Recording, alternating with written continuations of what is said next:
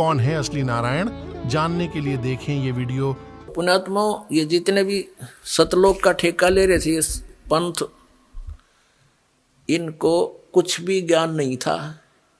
हमारे वेद बताओ, परमात्मा नराकार मनुष्य सदृश राजा के समान देखने योग्य, वहां से गति करके आता अच्छी आत्माओं को मिलता है। वो परमात्मा 3 प्रकार से सबकी देखभाल करता है, धारण पोषण करता है। एक तो सतलोक में रहकर तेजो में शरीर है उस परमात्मा का, करोड़ सूर्य मिला दे करोड़ चंद्रमा, इतना एक रोमकूप का प्रकाश है। एक रोमकूप में इतना है तो सारे शरीर में कितना प्रकाश होगा, ये आइडिया लगाया जा सकता है।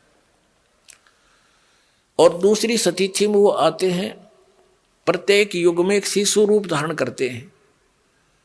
और कमल के फूल पर कोई रेत नहीं होता, गारा चिपकी नहीं होती, इसके स्वच्छ होता है। और उस पर शिशु रूप धारण करके, एक बालक का रूप धारण करके, नवजात शिशु का, उस पर विराजमान हो जाते हैं। जल के अंदर कमल के फूल होते हैं, तो नारायण जल के ऊपर आके निवास करने के कारण परमात्मा को नारायण कहने लगे। ये नारायण की जो परिभाषा है, ये उपमा कबीर परमेश्वर सत्य पुरुष के ऊपर है।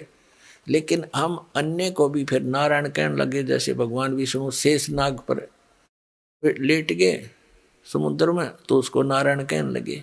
ये भी नारायण है, लेकिन रियल नारायण कबीर साहब हैं। जैसे एक डिप्टी कमिश्नर भी साहब कहलाता है, एक कमिश्नर भी साहब कहलाता है, मंत्री को भी साहब कहते हैं, और मुख्यमंत्री भी साहब कहलाता है, प्रधानमंत्री भी साहब है, राष्ट्रपति भी साहब है। तो कहने का भाव ये है कि साहब तो सारे हैं, परंतु इन साहबों में अंतर बहुत है। और वास्तव में साहब तो हमारे राष्ट्रपति और उसके बाद प्रधानमंत्री ही साहब असलियत है, तो बाकी उनके अनुचर हैं, उनके सहयोगी हैं, ये समझ लो। तो वास्तव में एक ही है नारायण, तो कबीर भगवान सतपुरुष। अब जैसे एक डॉक्टर है और डॉक्टर के पास औषधि की खोज होगी, आपका वो रोग है, उसमें मान बढ़ाई की है। डॉक्टर का काम तो दवाई देना, मरीज का काम लेना और खाना, उसमें के कौन बड़ा और कौन छोटा। डॉक्टर ही है, दवाई उसने देनी है क्योंकि उसको मिल गई है। तो दास के पास इस जन्म मरण के दीर्घ रोग को नाश करने की वो यथार्थ औषधि, यथार्थ मंत्र हैं, जो आज तक न ब्रह्मा जी को प्राप्त हुए, न विष्णु जी को, न शिव जी को। वो दास के पास उपलब्ध।